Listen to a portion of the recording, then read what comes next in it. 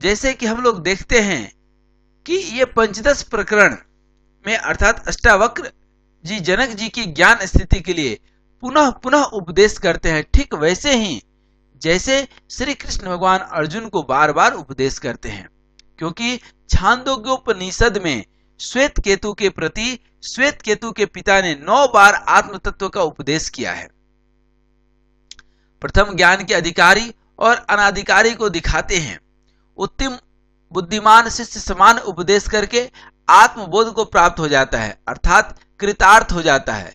सतयुग में केवल ओमकार के उपदेश से उत्तम शिष्य कृतार्थ हो गए और निकृष्ट बुद्धि वाला शिष्य मरण पर्यंत उपदेश को सुनता रहता है, पर उसको यथार्थ बोध नहीं होता है। जैसे विरोचन को ब्रह्मा ने अनेक बार उपदेश किया तो भी वह बोध को न प्राप्त हुआ।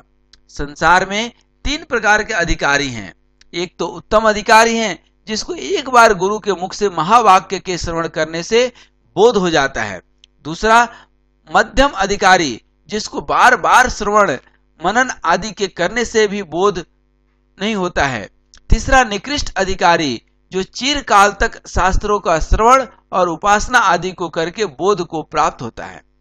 मोक्ष के अधिकारियों को दिखलाते हैं, जो शांत चित्त है, जो इंद्रियों को दमन करने वाला परंतु संपूर्ण इंद्रियों करके युक्त है, जो पदार्थों में आसक्ति से रहित है, जो ब्रह्म ज्ञान की इच्छा वाला होकर सदैव महात्माओं का संग करता है, जो सुंदर बुद्धि वाला और श्रेष्ठ आचरण वाला है, जो संपूर्ण देवताओं में एक ही चेतन को जानता है, जो विषयों के आशा रूपी पास से रहित है, वह मोक्ष का अधिकारी है। जिसमें ऊपर कहे हुए गुणों में से कोई भी गुण नहीं घटता, वह मोक्ष का अधिकारी नहीं हो सकता है। अब बंधन और मोक्ष के उपाय को संक्षेप से निरूपण करते हैं। विषयों में जो अनुराग है वही बंधन है, और विषयों में जो अनुराग का त्याग है वही मोक्ष है। अर्थात मनुष्य का मन ही बंधन और मोक्ष का कारण है। विषयों में जब मन आसक्त हो जाता है तब वह मन बंधन का हेतु होता है। जब विषयों को आसक्ति से रहित होता है तब वही मन मुक्ति का हेतु होता है। अष्टावक्र जी कहते हैं कि हे राजा जनक, इतना ही बंधन मोक्ष का विशेष ज्ञान है।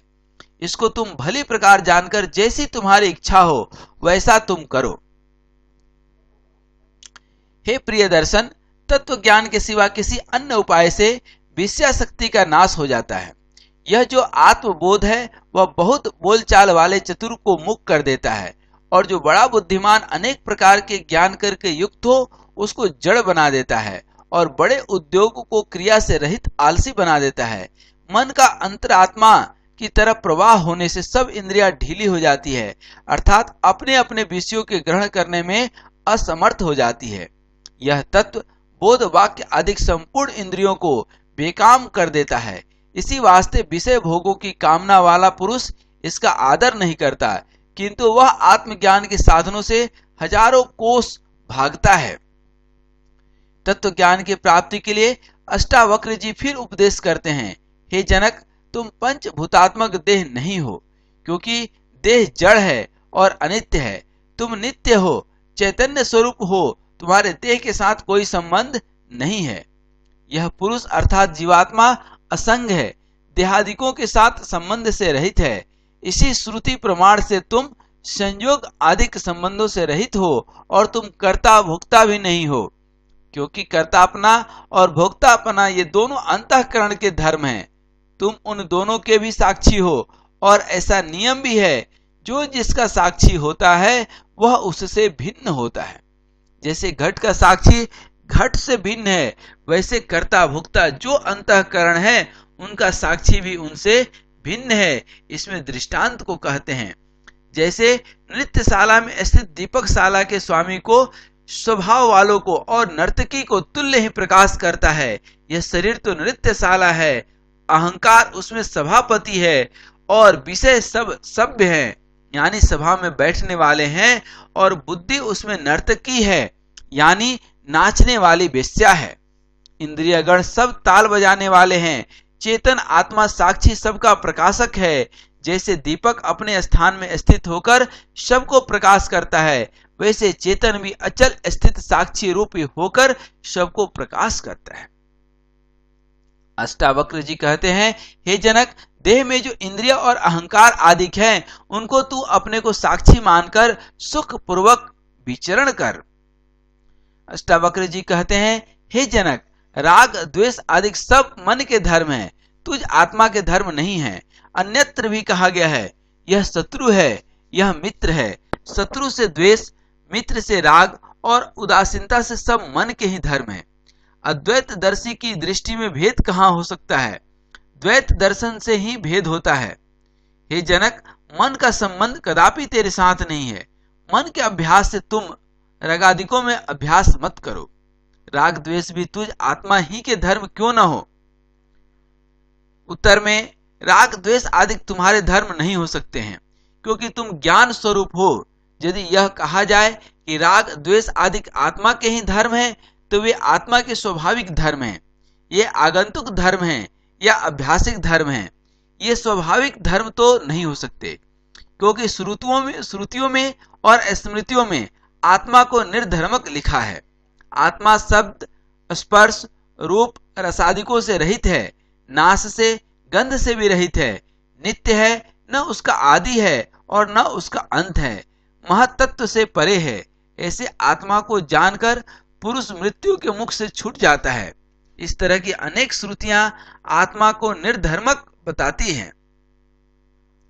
आत्मा शुद्ध है, मुक्त है, बंधन से रहित है। बंधन, मोक्षादिक धर्म सब मन में ही स्थित रहते हैं। मन के शांत होने से सब शांत हो जाते हैं। इस तरह की अनेक स्मृतियां भी आत्मा को राग द्वेषादिकों से रहित बताती है।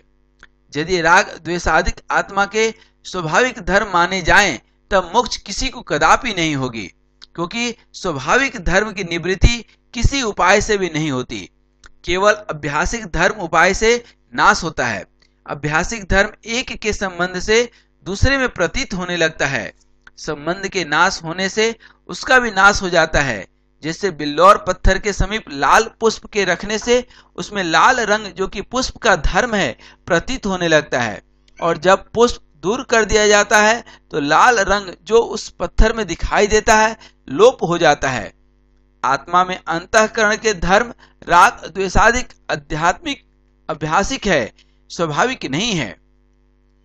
वो सिर्फ आभासिक है, वो सिर्फ प्रतीत होता है, हकीकत में नहीं है।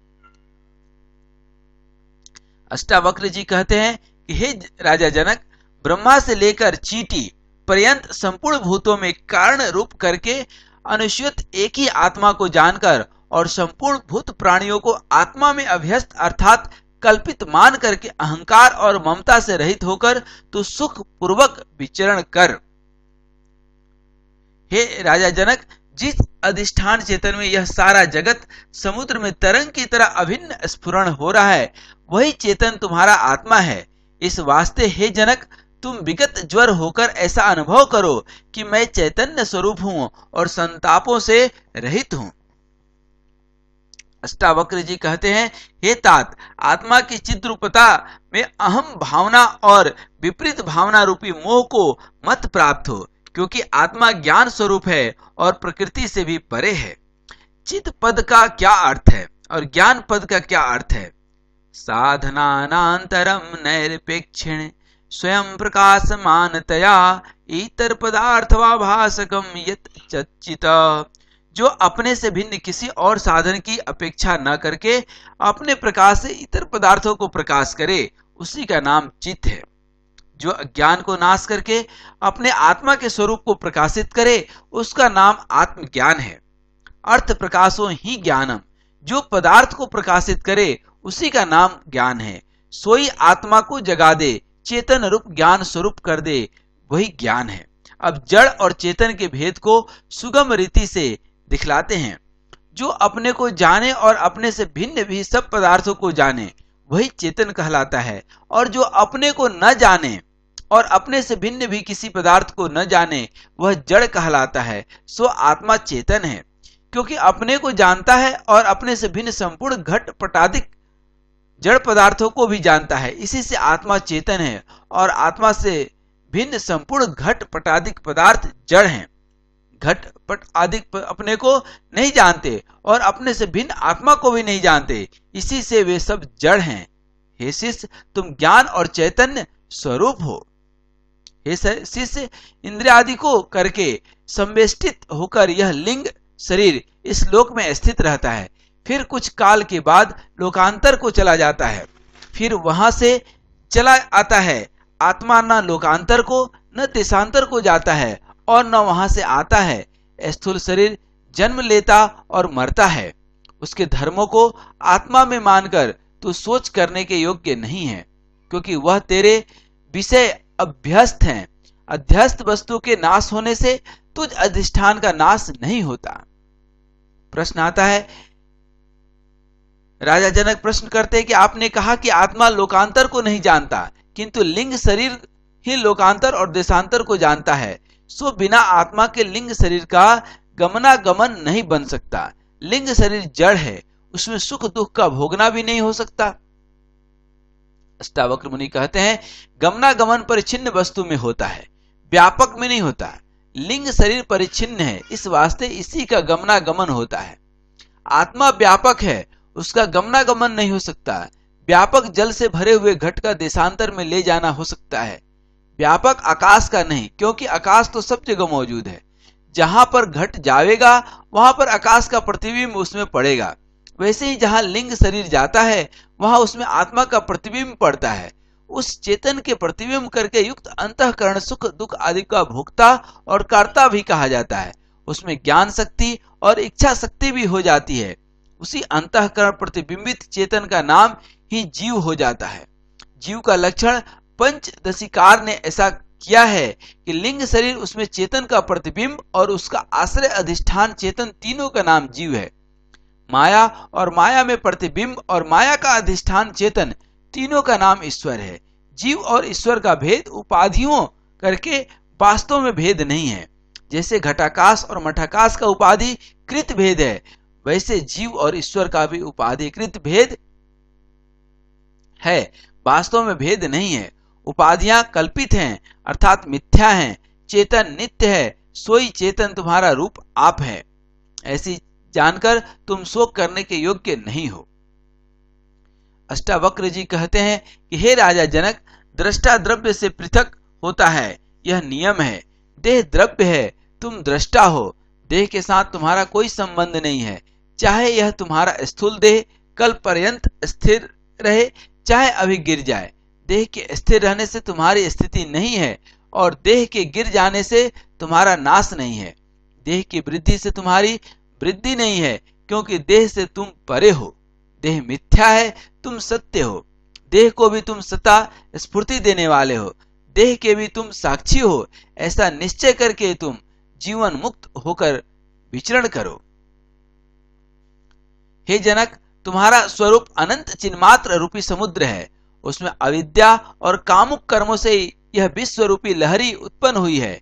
तुम्हारे स्वरूप में यह विश्व रूपी लहरी उदय हो अथवा अस्त हो, तुम्हारी कोई हानि लाभ नहीं है, क्योंकि तुम अधिष्ठान चेतन हो। अधिष्ठान को उसी विषय को कल्पित वस्तु हानि नहीं कर सकती है जो कभी हुई ही नहीं है। वह दूसरे को क्या हानि कर सकती है। अष्टावक्र जी कहते हैं, हे राजा जनक, हे तात, तुम चैतन्य स्वरूप हो। तुम्हारे में हेय और उपादेय अर्थात त्याग और ग्रहण किसी वस्तु का भी नहीं बनता है, क्योंकि तुम्हारे से भिन्न यह जगत नहीं है।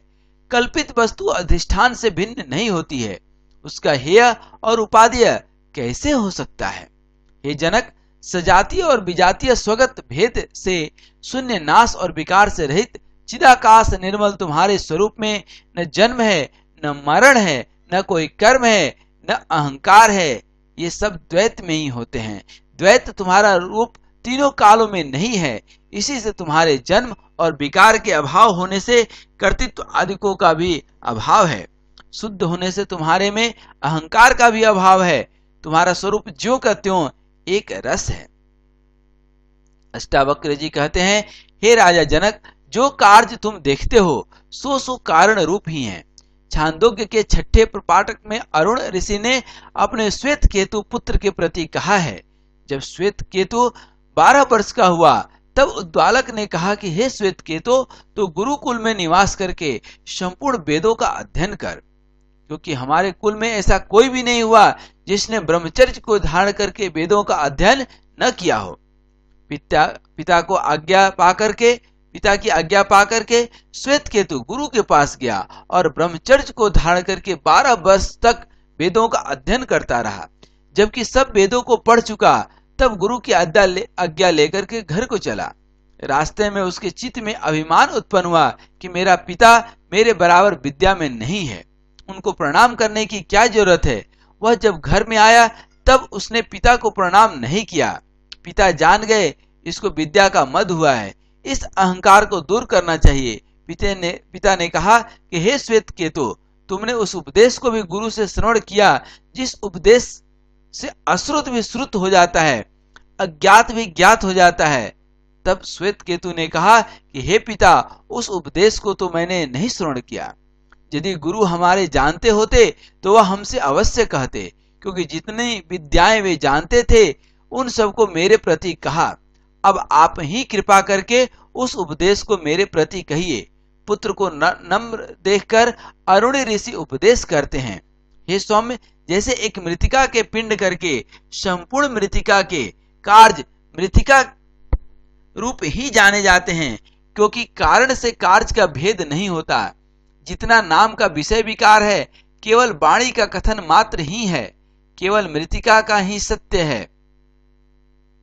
हे सौम्य, जैसे स्वर्ण के ज्ञान से जितने कटक कुंड लादिक्ष उसके कार्य हैं सब स्वर्ण रूप ही हैं, क्योंकि कार्य कारण से भिन्न नहीं होता।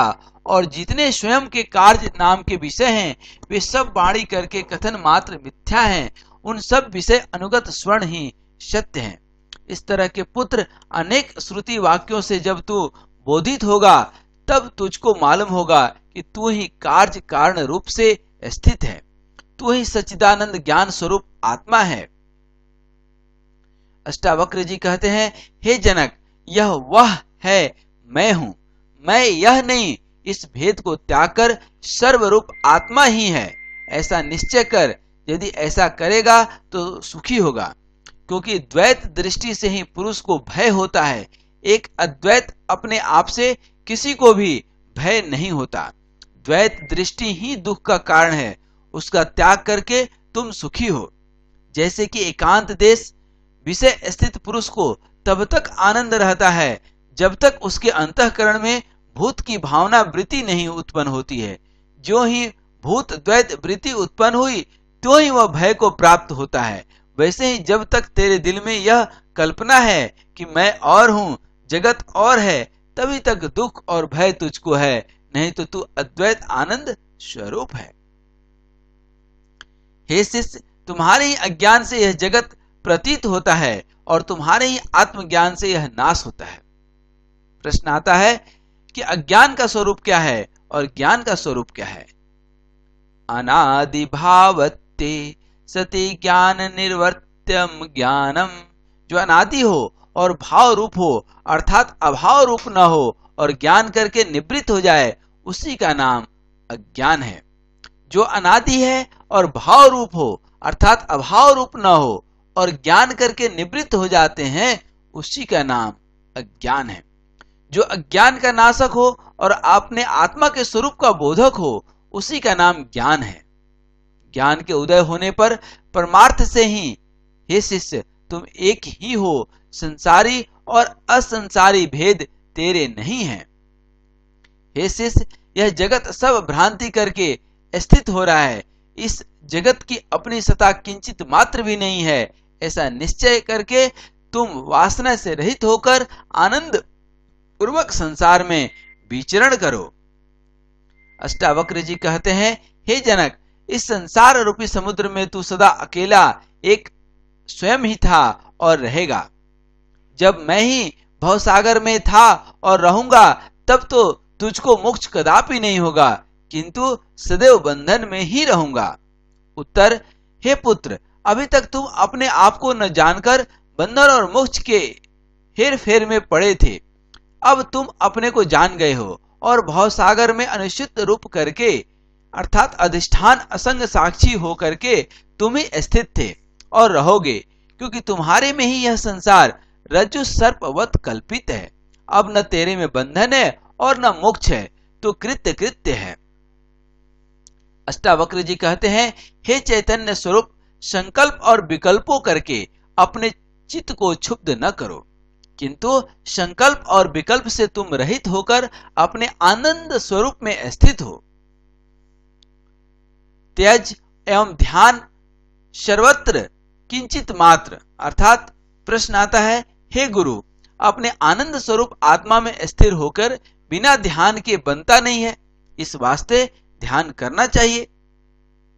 उत्तर में अष्टावक्र मुनि कहते हैं कि ध्यान का भी त्याग कर, क्योंकि ध्यान भी अज्ञानी के लिए कहा है। जिसको आत्मा का बोध नहीं हुआ है उसके लिए ध्यान है। यदि आत्मा का बोध हो जाए फिर ध्यान की आवश्यकता ही नहीं है, क्योंकि ध्यान तो इस तन से मन, मन से बुद्धि, बुद्धि से परे आत्मा पर जाने का विषय है। ध्यान ध धन यान, अर्थात धी मतलब बुद्धि, बुद्धि से परे। ध्यान करना भी मन का ही धर्म है। तू तो आत्मा है, अनात्मा है नहीं है, अनात्मा नहीं है, सदा मुक्त रूप है। ध्यान के विचार से तेरे को क्या फल होगा, तू इन सब से रहित है। अर्थात आत्मा इस लौकिक व्यवहार, संसारिक व्यवहार, शारीरिक व्यवहार और मानसिक इन सब चीजों से बिल्कुल ऊपर है। हरिओम तत्सत। इसी तरह से आज यह 15वां अध्याय, 15वां प्रकरण अष्टावक्र गीता का यहां पर विश्राम लेता है। हम लोग अगले अध्याय में, अगले वीडियो में 16वां प्रकरण पढ़ेंगे। आज यहीं तक। उसमें हम लोग संपूर्ण तृष्णानाश और प्रपंच से कैसे मुक्ति मिले यह हम लोग पढ़ेंगे। आज यहीं तक। हरि ओम तत्सत।